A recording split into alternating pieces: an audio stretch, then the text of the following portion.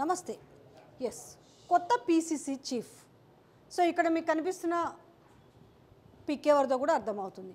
ఇదేంటి ఆల్రెడీ ఇద్దరు ముగ్గురు కాకపోతే ఆరుగురు వరకు కూడా పోటీలో ఉన్నారు కదా, ఓన్లీ మరియాష్కి పిక్ ఏంది అన్నది, అంటే మరియాష్కినే కన్ఫర్మ్ చేస్తున్నాను కూడా అనుకోవచ్చు.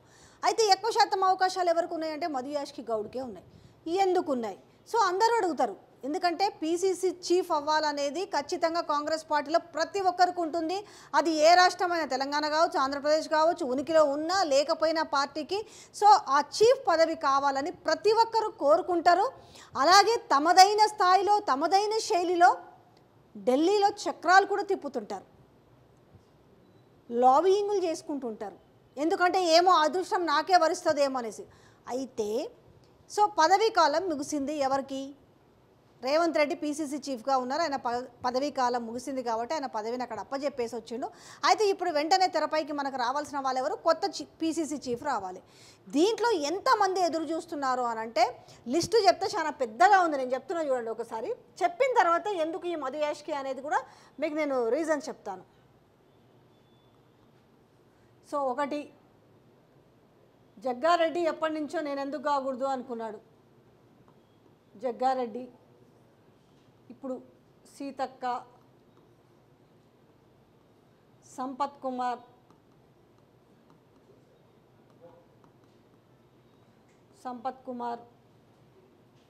బలరాం నాయక్, అంటే సామాజిక వర్గాల ప్రకారం ఎందుకు చూస్తున్నారు అనేది కూడా చెప్తా. 5, మహేష్ గౌడ్, ఈయనకు సీఎం సపోర్ట్ చేస్తున్నాడు. మహేష్ గౌడ్ ఆల్రెడీ ఈయన ఇప్పుడు వర్కింగ్ ప్రెసిడెంట్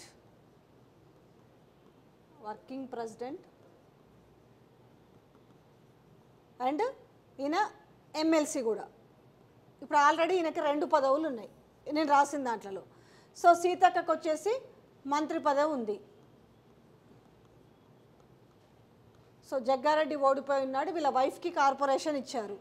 తర్వాత 4, 5, 6 మేమెందుకు లేమనేసి కోమటిరెడ్డి బ్రదర్స్ కూడా,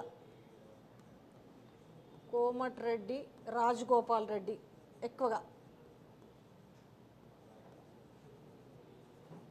కోమటిరెడ్డి ఎంతమంది అయినారు ఇప్పటికే? 1, 2, 3, 4, 5, 6. సో ఇంక ఇట్లా సంఖ్య. ఎందుకంటే కోమటిరెడ్డి రాజగోపాల్ రెడ్డి ఏంటి అంటే నేను ఆల్రెడీ సరే ఈయనకు కూడా ఎమ్మెల్యే ఉంది, కానీ ఏంటి అని అంటే నాకు మంత్రి పదవి రాలేదు కాబట్టి సో నాకు పీసీసీ చీఫ్ అయినా ఇవ్వండి. సో ఇట్లా పేర్లు పెరుక్కుంటూ పోతూ ఉన్నాయి. దీంట్లో ఇప్పుడు ఏదైతే మనం అనుకుంటున్నామో ఈ 7 మధుయాష్కి గౌడ్,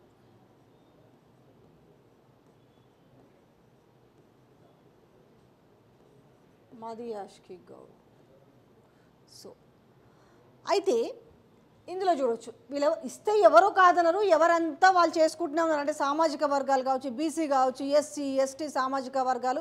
ఇక్కడ విషయం ఏంటనంటే ఎక్కువగా మనకు బీసీ సామాజిక వర్గం నుంచి పేరు వినిపిస్తుంది. అందులో మనకి 2 పేర్లు ఎక్కువగా వినిపిస్తుంది. అందులో నుంచి ఇంకొకటి ఉన్నాడు 8 అద్దంకి దయాకర్ కూడా ఆయన, ఎందుకంటే నాకు ఏది ఇవ్వలేదు, నాకు ఒక పెద్ద పోస్టే ఇస్తారని ఆయన చాలా ఇంటర్వ్యూలో చెప్పాడు కాబట్టి అద్దంకి. సో ఎస్సీ సామాజిక వర్గమా, ఎస్టీ సామాజిక వర్గమా, బీసీ సామాజిక వర్గమా, లేదంటే ఓసీనా? ఎందుకంటే ఓసీకి ఇచ్చే అవకాశం లేదనేసి చాలామంది క్యాలిక్యులేట్ చేసుకుంటున్నారు. ఎందుకంటే ముఖ్యమంత్రి ఆల్రెడీ ఓసీ సామాజిక వర్గమే కాబట్టి, రెడ్డి సామాజిక వర్గం కాబట్టి. సో ఆల్రెడీ మంత్రులు కూడా పెద్ద సంఖ్యలో వాళ్ళే ఉన్నారు. అంతేకాకుండా ఇక్కడ డిప్యూటీ సీఎం భట్టి కూడా నాకెందుకు ఇవ్వరు అన్నట్టుగా, వైనాట్ అన్నట్టుగా ఉత్తమ్. సో మొత్తానికి ఒక 10 మంది దాకైతే ఉన్నారు. కాకపోతే ఇందులో మనము కొంత మైనస్ చేసుకుంటే జగ్గారెడ్డి కాబట్టి రెడ్డి అనే సామాజిక కోణం ఒకటి, వీళ్ళ వైఫ్కి ఒక కార్పొరేషన్, మంచి కార్పొరేషన్ ఇచ్చారు. ఒకవేళ ఇది మైనస్ చేద్దాం. దాని తర్వాత సీతక్కకు మంత్రి ఉంది కాబట్టి ఈమెని మైనస్ చేద్దాం. సంపత్ కుమార్కి ఎందుకనంటే ఆయనకు ఎమ్మెల్యే సీట్ ఇచ్చిరు, ఓడిపోయింది కాబట్టి సంపత్ కుమార్కి మనము ప్లస్ ఉండే అవకాశాలు కూడా వేసుకుందాం, ఎందుకంటే సామాజిక వర్గాల ప్రకారం చూసుకుంటే. దాని తర్వాత బలరాం నాయక్ ఆల్రెడీ ఎంపీ, మహేష్ గౌడ్ చెప్పినాం కదా వర్కింగ్ ప్రెసిడెంట్ ఉన్నాడు, ఆల్రెడీ ఎమ్మెల్సీ ఉన్నాడు, కోమటిరెడ్డి రాజగోపాల్ రెడ్డి ఎమ్మెల్యే ఉన్నాడు. ఇప్పుడు మధుయాష్కి గౌడ్ ఎమ్మెల్యేగా పోటీ చేసి ఓడిపోయినాడు. దట్టు కాంగ్రెస్ పార్టీలో ఎన్ఎస్ఐ విభాగం నుంచి ఉన్నవాడు కాబట్టి సో ఇతనికి ఇప్పుడు ఖచ్చితంగా ఎక్కడో చోట రీప్లేస్మెంట్, ఎందుకంటే ఎక్కడ ఏ ఎందుకంటే ఆయన స్థాయికి ఆయనకున్న సీనియారిటీకి కార్పొరేషన్ కూడా కరెక్ట్ కాదు కాబట్టి అలాగే హోల్డ్లో ఉంచారు. ఈ నేపథ్యంలో లాస్ట్ టైం కూడా చాలా గట్టిగా ప్రయత్నం చేశారు. ఎప్పుడు రేవంత్ రెడ్డి పీసీసీ ప్రెసిడెంట్గా ప్రకటించక ముందు చాలా గట్టి ప్రయత్నాలు చేసిన వాళ్ళలో అంతకుముందు ఎవరుండే ఉత్తమ్ కుమార్ రెడ్డి ఉండే, ఇటు కోమటిరెడ్డి బ్రదర్స్ గట్టిగా ప్రయత్నం చేసిరు. దాని తర్వాత ఎందుకంటే ఆ విభాగంలోనే చాలా తిట్టిండు రాజగోపాల్ రెడ్డి, అసలు రేవంత్ రెడ్డిని ఎంత తిట్టాలో పొట్టుగా తిట్టిండు. ఈ కోమటిరెడ్డి వెంకటరెడ్డి అయితే వీళ్ళిద్దరు అన్నదమ్ములు అన్నారు 50 కోట్లు పెట్టి ఆ పీసీసీ చీఫ్ పదవి కొనుక్కున్నారనేసి అభియోగాల్ని కూడా తెరపైకి తీసుకొచ్చారు. మేము ఇట్లాంటి వాని కింద పనిచేస్తామా, ఈ పీసీసీ చీఫ్ కింద పనిచేస్తామా అని కూడా అన్నారు. సరే అదొక లెక్క. అప్పుడు తర్వాత మనది ఏముంది, పార్టీలలో మీరు అంటారు ఏది ఎటైనా మారొచ్చు కాబట్టి ఏ మాట మీద ఖచ్చితంగా నిలబడి ఉండరు కాబట్టి ఎన్ని మాటలు మాట్లాడుకున్నారు. ఇక అవన్నీ మనం గుర్తు చేసే వాళ్ళు యూట్యూబ్లో కొడితే పుంకాలుగా కనిపిస్తాయి. అయితే ఇప్పుడు మధుయాష్కి మాత్రం ఎప్పుడున్నా కూడా చాలా కొంచెం డీసెంట్గానే బిహేవ్ చేసి ఉండేదనే విషయాన్ని చెప్పాలనుకున్నా కూడా ఎన్నడూ ఆయన బూతుల ప్రస్తావన తేలేదు. నేను ఎందుకు అర్హుడిని కాదు అనే విధానం కూడా ఆయన డైరెక్ట్గా కాకుండా ఆయన చెప్తున్న విధానంగా కూడా చాలా నెమ్మదిగా కొంచెం అర్థమయ్యే రీతిలో చెప్పుకుంటూ పోయేవాడు. ఆయన కూడా చాలా డిసప్పాయింట్ అయ్యింది. అప్పుడు కనీసం బీసీ సామాజిక వర్గానికి ఇస్తారు అనుకున్న నేపథ్యంలో ఇవ్వకపోవడం వల్ల ఆనాడు మధుయాష్కి గౌడ్ చాలా డిసప్పాయింట్ అయ్యింది. అయితే పార్టీలో ఎన్నో ఏళ్ళ నుంచి ఉన్నాడు కాబట్టి, లాయల్గా ఉన్నాడు కాబట్టి, తినకు ఏఐసీసీలో మంచి పలుకుబడి కూడా ఉంది కాబట్టి మేబీ కన్సిడర్ చేసే అవకాశాలు ఎక్కువగానే ఉన్నాయి. అయితే ఇక్కడ ఏంటి అంటే ఒక విధంగా తెలుగులో చెప్తాం కదా, ఈయనకు ఎందుకు మళ్ళీ సేమ్ సామాజిక వర్గాన్ని తెరపైకి తీసుకొచ్చి ఆయన మొత్తం పుష్ చేసినాడు, నేను దిగిపోతున్నా కాబట్టి ఈయనకి ఈయనరు అనేసి మహేష్ గౌడ్ని సో సీఎం బాగా, ఎందుకంటే మహేష్ గౌడ్ అనేవాడు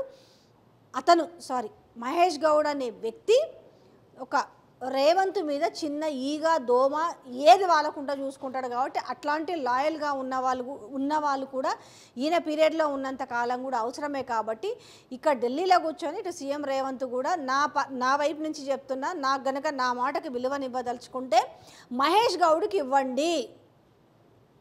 సో మరి సీఎం మాటని లెక్కలోకి తీసుకుంటారు. ఎందుకంటే జీవన్ రెడ్డి విషయంలో మరి మన ఎంత లొల్లైందో ఎంత రచ్చయిందో చూసినాం కదా. అసలు జీవన్ రెడ్డి ఉంటెంత పోతెంత అనే విధంగా బిహేవ్ చేసిన విధానము తెలంగాణ ప్రజలందరూ కూడా చూసారు. ఈ విషయం జీవన్ రెడ్డి కూడా బాగా తెలిసే ఉంటుంది పాపం ఆ పెద్ద మనిషికి కూడా. కనీసం నువ్వు అందరి ఇళ్ళలకు పోయేసి మంచి కండవాలు కప్పుతావు, బొకేలు ఇస్తావు, వాళ్ళతో మాటామంతి కలుపుతావు, కానీ నేను ఇబ్బంది పడుతున్నాను, నాకు చెప్పకుండా సంజయ్ని చేర్చుకున్నారు అని అన్నప్పటికీ కూడా అసలు రేవంత్ ఒక ఫోన్ చేయడమే కానీ, వాళ్ళ ఇంటికి వస్తానని చెప్పడమే కానీ, కాదన్నా ఉండన్నా నేను చూసుకుంటానని చెప్పడం కానీ ఏమీ చెప్పలే. కానీ ఆయన విలువ ఇప్పుడు అవసరము. ఎందుకంటే ఈ నేపథ్యంలో ఒకవేళ ఆయన బీజేపీలోకి పోయినా ఇంకేడికి పోయినా కూడా పార్టీ పరువు అప్రతిష్ట పాలవుతుంది. ఎందుకంటే పార్టీ పైన ఆల్రెడీ వ్యతిరేకత ఉంది కాబట్టి ఆల్రెడీ పార్లమెంటు సీట్లలో ముక్కుతా 8 వచ్చినాయి, 14 అన్న చోట 8 వచ్చినాయి. 8 ఎమ్మెల్యే సీట్లు ఉన్న వాళ్ళకి 8 సీట్లు వస్తే 64 ఉన్న సీట్లకు కూడా 8 వచ్చినాయి.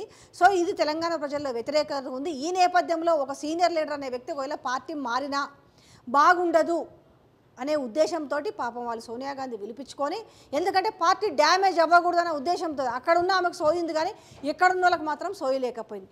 కాబట్టి ఈ నేపథ్యంలో కనుక ఈసారి మధుయాష్కి గౌడ్, ఎందుకంటే ఈయన అన్ని విధాల ఎలిజిబుల్, ఆ పీసీసీ చీఫ్ పదవికి అన్ని విధాల ఎలిజిబుల్ కాబట్టి ఈయనను కనుక ఆ సీట్లో కూర్చోబెడితే బాగుంటుందనే అభిప్రాయం చాలామంది వ్యక్తం చేస్తారు. కాకపోతే మళ్ళీ లాబియింగులు మళ్ళీ సీఎం రేవంత్ చెప్పినట్టుగానే జరగాలి అనుకుంటే మాత్రం సీట్ వచ్చి ఎవరికి ఉంటుంది, ఆయన ఖాతాలో ఉంటే అద్దంకి దయాకర్కి ఇచ్చి కూర్చోబెడతారని మాత్రం అనుకోవట్లేదు. ఎందుకంటే ఖచ్చితంగా కోమటిరెడ్డి బ్రదర్స్ అక్కడ అడ్డుపుల్ల వేసే అవకాశం ఉంది కాబట్టి ఫైనల్గా మొత్తం ఇంతమందిలో స్క్రూటినీ చేయంగా సో ఇద్దరు పేర్లే వినిపిస్తున్నాయి.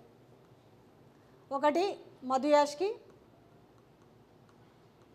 మధుయాష్కి సో 2 మహేష్ గౌడ్. సో ఈ ఇద్దరు పేర్లు వినిపిస్తున్నాయి. ఈయనకంటే ఆల్రెడీ అక్కడ లాబింగ్ చేసుకునేంత ఇది తినకుంది అక్కడ. అంటే లాబింగ్ అంటే తన సర్వీసెస్ ఏముంది, తను ఎంతకాలం ఉన్నాడు పార్టీలో, ఏం చేశాడు, ఇదంతా కూడా చెప్పుకున్న వ్యవహారం. మనకి ఏఐసీసీతో మంచి సత్సంబంధాలు ఉన్నాయి కాబట్టి ఇక ఈ మహేష్ గౌడ్కి అయితే ఖచ్చితంగా సీఎం మంచి లాబింగ్ చేస్తున్నాడు. సో చూడాలి మరి ఈ ఇద్దరిలో పై చేయి ఎవరిది అవుతుంది. ఇతను ఎంతమందిని ప్రపోజ్ చేస్తున్నారు, తిన్నైతే ఏకంగా సీఎం చేస్తున్నాడు కాబట్టి సో ఈ ఇద్దరిలో ఎవరు ఫైనల్ అవుతారు, లేదు అసలు ఎవరిని కాకుండా ఇంకా ఊహించిన పేరుని ఏమైనా తెరపైకి తెస్తారా అనేది కూడా లేకపోలేదు. ఎందుకంటే ఏదైనా జరగవచ్చు, ఎందుకంటే సీల్డ్ కవర్లో పేరు వస్తుంది కాబట్టి మరి ఏం చేస్తారు అనేది ఒకసారి అయితే చూడాలి. ఏది ఏమైనప్పటికీ కూడా ఒక ఉత్కంఠగా, దేశానికి పనికొచ్చే అంశం కాదు, రాష్ట్రానికి పనికొచ్చే అంశం కాకపోయినప్పటికీ కూడా ఒక ఉత్కంఠగా మారింది మహేష్ కుమార్ గౌడ మధు యాష్కినా. సో ఎందుకు లేని తినబోతురు చెందుకు మరి కాసేపట్లో అది కూడా తెలియనుంది. Thank you so much.